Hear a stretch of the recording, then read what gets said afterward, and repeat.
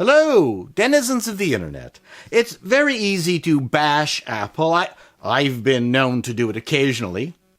But if you've listened to my rants, I acknowledge things that Apple did right. Of course, everyone was too busy looking for their pitchforks and torches to notice. But in this video, I want to make clear 10 things Apple's done right. I'm sorry. Welcome back. This is not in any particular order, and I would like to add that some of these are not exclusive to Apple. I just really think they've been done right.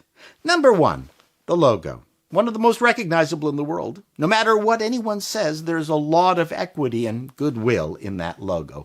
Apple uses it expertly. It looks great on their products. They pay a lot of attention to how the logo is executed in everything from their commercials and packaging. It's one of the things that allows Apple to charge a premium for their products and services. People who love Apple love the logo. Now, a logo is not a brand. It is the visual representation of a company's brand promise. But that is another discussion for another time. Number 2, Apple Pay. It's brilliant.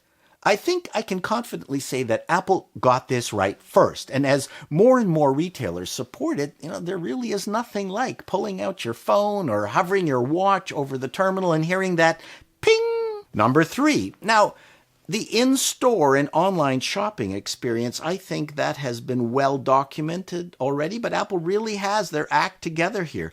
The only quibble I would have is that you can't buy customized Mac solutions in the store. If you want the upgraded RAM or SSD in any of these soldered products, you have to order it online. But online, Apple has everything figured out. My daughter's old MacBook Air gave up the ghost just before she was about to fly from Calgary, where she lives, to Montreal for a week's visit. She was upset because she wanted to visit a Montreal client, but her computer was dead. So while she was flying, I went online, bought her a 13-inch MacBook Pro, upped the RAM and SSD, added a few dongles, and added the option for her to pick up the computer at the downtown Montreal Apple store. I set it so Apple would text my daughter's cell phone instead of mine when the computer was customized and shipping. When she landed in Montreal and turned off airplane mode, she got a text from these Apple people that some computer was ready and could be picked up on Monday. She texted me, "What the hell?" We had a tearful FaceTime.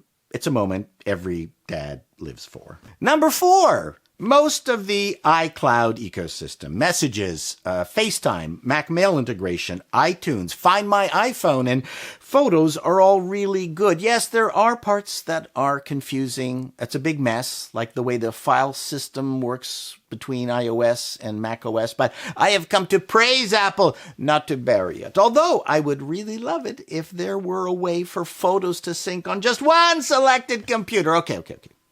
I love that I can write something on Pages on macOS and have it show up on my iPhone. I use that trick for my iPhone teleprompter hack, which I'm not using right now. I love how I can decommission a Mac or iOS device when I no longer need it. I do like being able to edit Pages, Keynote, and Numbers in my web browser. And while you can easily collaborate with others, it does freak people out when they get an online Pages invite. It's not common to do that to people, but it does work. And what can one say about messages and FaceTime? I mean, they're just so good. And if you use a Mac or iOS device, then it's easy to connect to anyone else on the same system. On Android, it might be Facebook Messenger or WhatsApp or Skype or Telegram if you're a terrorist or a drug dealer.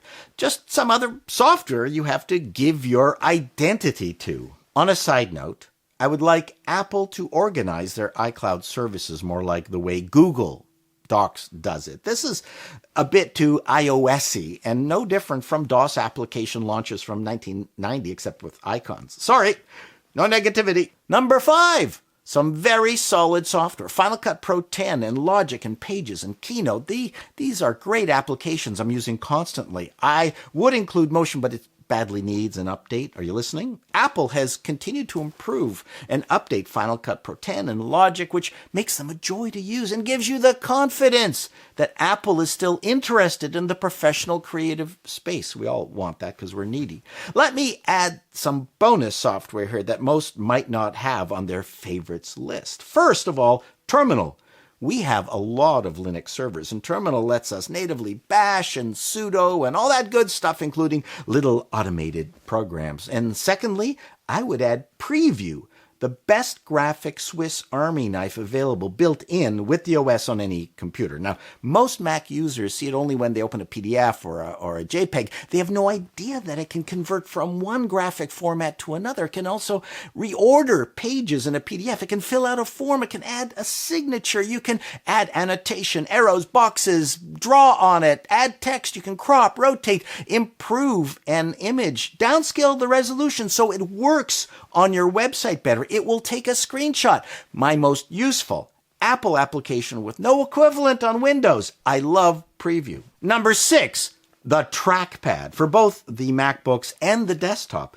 I love my desktop trackpad. The gestures for managing what goes on the monitors is just fantastic. It makes working in Final Cut and Logic that much better because of swiping and shrinking and expanding your timelines. I love how easy it is to access notifications in macOS on any of the screens. Integrating the trackpad into your macOS experience might just be reason enough to use macOS. Number 7, macOS. What a surprise. This could just be because I'm so familiar with it and I love it. I do like Windows 10. I love the document preview in their taskbar, but I love that Mac OS is more of a pure OS and stays out of your way and isn't always trying to help you.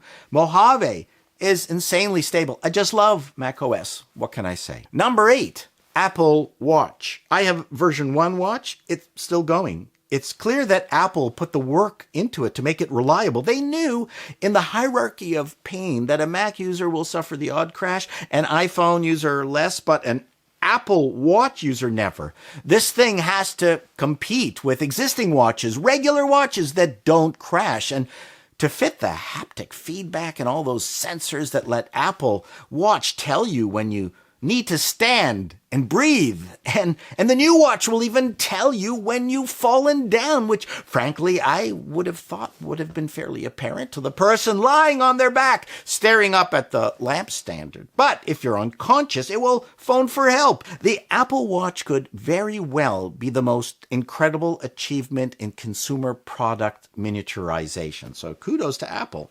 Number 9, we're almost to the end.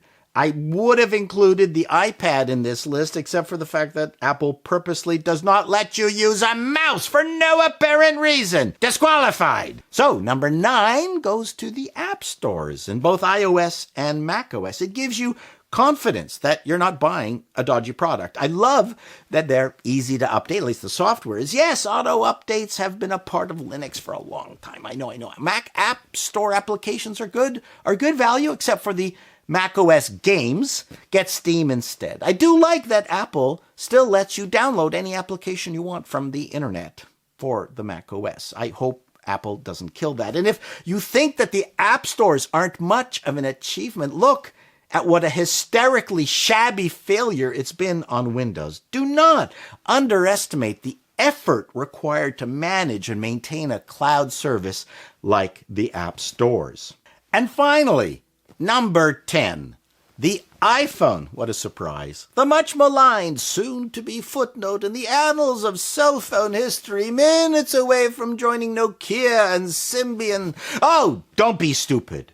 Yes, Apple will have issues expanding shipments into the increasingly Android-dominated cell phone market, and Apple has never won market share in a tight margin race, but no one will argue that the iPhone isn't a brilliant technological achievement. But its greatest achievement was not a technical one, and I would argue that Apple's most brilliant cell phone innovation was curtailing the carrier's control of cell phones.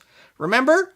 For those who can recall, prior to the introduction of the iPhone, the carriers had a stranglehold on the features the cell phones had, what apps they had on them. Oh, some phones allowed you to sync your contacts with your computer, but you were not allowed to transfer music or applications. Remember, those shitty Java applications and games, you had to download them over your carrier's cell network. There was no Wi-Fi. You not only had to pay for the game, you had to pay for the time it took to download it to your crappy flip phone. Apple changed all that. Only Apple had the cojones to tell the carriers to freedom from carrier crapware tyranny to load songs from your computer. That was Apple's greatest iPhone innovation, and a gift to all of us red pill users. Well, that's it, denizens. Hope you liked my 10 things that Apple did right. If you have other things you think are just as or more significant, put them in the comments below. The usual thing, right? Till next time, so long.